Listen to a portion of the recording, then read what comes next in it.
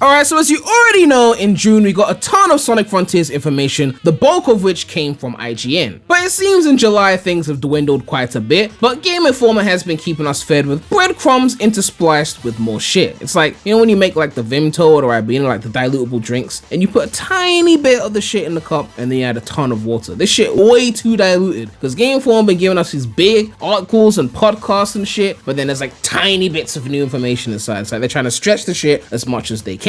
Right? So they already had an article with Iizuka and Kishimoto and an interview with Iizuka, which we essentially reacted to in the previous video. And now Fidel or Games Cage has managed to secure a 1.5 hour interview with this guy about Sonic Frontiers. Now I'm about to sit through an hour and a half for tidbits, right? This shit gonna be breadcrumb season. But luckily, people on Twitter have curated all the important information that we need to know about this 1.5 hour interview, and we're gonna read through this summary of the interview and discuss. So we're gonna get into all of this right now. But if you're subscribed to the channel already, please make sure to subscribe. We are trying to hit 100,000 subscribers and hopefully 7,000 subscribers before Sonic Frontiers comes out. Alright, so summary of Fidel interview about Sonic Frontiers. The demo he played was an earlier build than the IGN Showcases build, and that was the build we saw at the start of June, which already was a rough build, and this guy from Game Informer, Brian Shea or whatever his name is, played an even earlier build than that.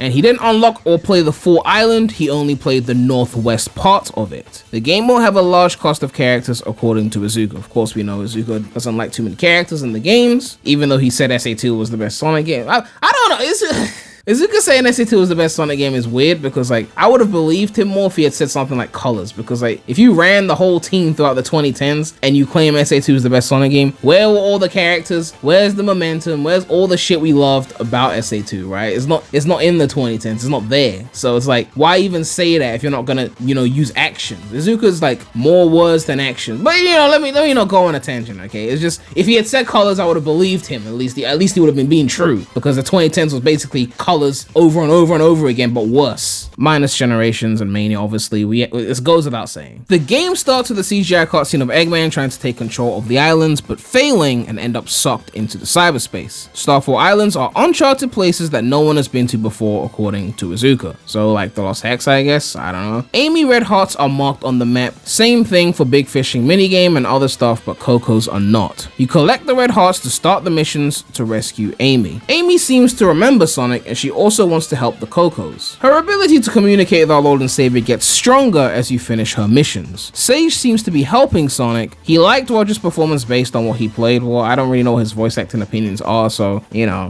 it's a Roger performance. I'm expecting a Roger performance. The puzzles and enemies help to unlock the map, while the cyberspace levels give you cutscenes. So if you care about story, you're gonna have to do the cyberspace levels, even though they're not all mandatory, as I covered in the previous video. Sonic controls very good. He has the right weight and connected to the ground. He's fast, but not as fast as boost games. I mean, I would say he's around faster than probably something like Colors maybe, but obviously slower than like Unleashing Generations. From what he played, Sonic seems to have momentum in his movements. I'm not denying the fact that Sonic probably has some minor momentum and like some jumps and things like that, but it's definitely not what you'd want it to be in terms of like jumping off of hills and the rails and like the ultimate pinball physics that we're looking for, you know? It's not Adventure 1. The cyberspace levels have completely new music and not remixes based on the level's locations, which again makes sense because Forces rehashed Green Hill and Chemical Plant, but they didn't use the standard Green Hill melody or the Chemical Plant melody. They used new music. Inferior music, but nonetheless new. The first cyberspace level was short, but they get longer and more difficult the more he progresses into the game, and there are multiple pathways in the levels. So this is an interesting one because Kishimoto kind of went on this whole thing in an interview acting like the game doesn't progress in difficulty because it was a barrier in previous Sonic games and we fixed said barrier or some shit like that, but apparently the cyberspace levels are getting longer and tougher. So I don't know how much tougher. I mean, even Forces, you know, the later levels were tougher than the earlier levels if we're going there. I mean, there were some outliers. The Luminous Forest was like in the middle of the game and I was fucking dashing like a maniac central, but I'm sure there'll be some difficulty increase. How much though? We'll have to see. But the length though, that'll be interesting to see as well, because like maybe we get a level that's like Unleash length towards the end. We'll have to see. But I mean, Generations has 18 levels in it, right? right? All of which are around, say, 2 minutes, give or take, minus maybe Planet Wisp. So cyberspace really does have like 28 levels, which is not confirmed yet, but if it has around 28 levels, if 18 of them are good, then I guess that kind of beats Generations. I'm not gonna say beats Generations, but it's at least a decent attempt at going against Generations. I don't know, I don't want to get ahead of myself because that sounds ridiculous, of course. And to be fair, Generations is not all perfect levels, right? Like, if you want to say how many of the Generations levels are actually fire, pretty much all of the modern levels, in my opinion, are fire in Generations. Some more fire than others, like Crisis City is fire, no pun intended. Modern Chemical Plant, Modern Green Hill is a great opener, as fucking basic as it is in terms of the fact that you can beat it with one finger. Modern Seaside Hill, of course. Modern Planet Wisp is actually my favorite level. I know people don't like to hear that, but on the classic side, I actually don't like classic Planet Wisp. And the classic levels are cool. They're not horrible. The only classic level that I actually think is like a masterpiece is classic Sky Sanctuary. That's the only classic level that I would put over like the original level in the original 3 and Knuckles. So that's really like 10 levels in gens that I can hand on my heart be like fire, fire, fire, fire, fire. So I mean, if Frontiers has like 20 levels that are good, even if they don't reach the highs of gens, if it's like 20 good levels, like 27 out of 10 levels versus gens like 10, 8 to 9 out of 10 levels, it doesn't beat Gen. I mean, but it's like, it's cool, right? It's cool. Based on my lowered expectations, it satisfies them, right? And again, it says here there are 5 missions for each cyberspace level, like getting the S rank, collecting all red rings, collecting enough rings, etc, etc. He played 5 out of 6 levels despite not unlocking the full map, and he thinks there might be more than 7 levels at each island, but again, that's not confirmed. He's just suspecting that there might be more, but he saw about 5 to 6 in one area. Now 7 makes the most sense because 7 Chaos Emeralds, you get Supersonic, fight the Titan, then you go to the next island. But again, maybe it is more than 7, I don't know. But if we assume 7 plus 5 missions, you're going to be doing 35 run-throughs in one island. So there's going to be a lot of content there, so the missions better be fun. That's all I'm saying. Of course, again, they're not all mandatory, so I might just do the S rank mission and then get the ring mission done and say fuck it to the red rings because can't be bothered, and still that'll be enough to progress. But if it's fun, then I can still do it. I don't know. It says here the guy didn't play the Sky Sanctuary level and he didn't get to fight the Titan or finish the first island during the demo. He finds the game cycle very fun and solid,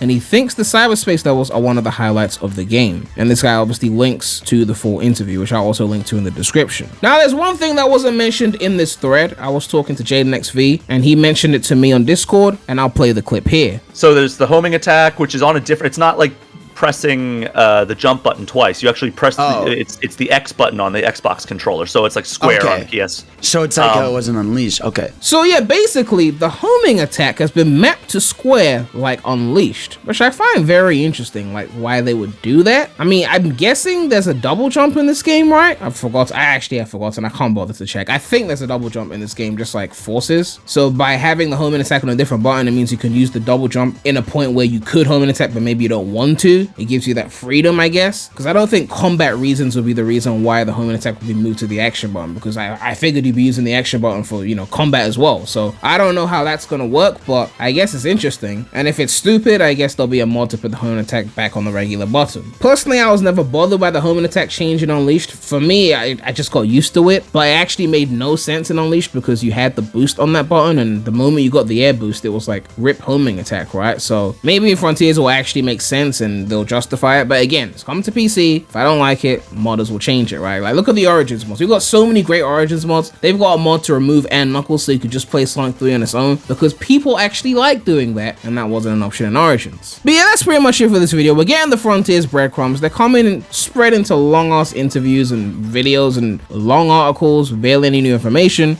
but we're scrounging for them so we can talk about the Sonic. Are you still hyped for the game? And of course, a big shout out to all my channel members. If you want to become a channel member, you can click the join button next to the subscribe button. But yeah, make sure to like, comment, subscribe, hit that bell. Make sure to check out the non-Sonic channel. The link will be in the description. But that's all I have to say right now. So, Premy out.